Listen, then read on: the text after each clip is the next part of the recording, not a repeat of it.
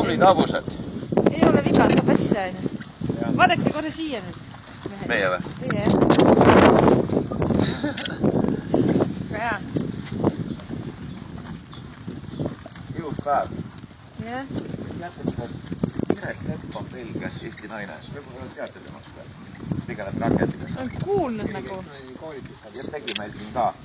Tema rääkis, et kunagi mulle seal võib-olla 10 aastat tagasi on nii, et rakendi sõiduga on kõige tähtsam asi see, nagu neil, mis nad teevad.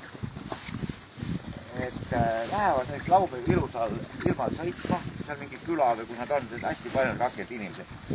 Täna siit, homme sealt ja sõidavad, ütleme seal 30 kilomeetrit ja siis lähevad kellegi juurde tallu, kus pannakse hobused lasipulga, tekib 8 tunniks selga, süüakse ja juuakse. Ja siis õhtul lõppu.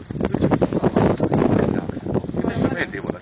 Ma ütlen iga laupäev, aga sellise kevadpäeva puhul oleks täna näiteks maru normaalne 30 kilomeetrit minna kuskil sõita. Käisime eelmine nädalavahetus naistepäeval, nii et vankus olid ainult naised ja mehed läksid toitudega kohale.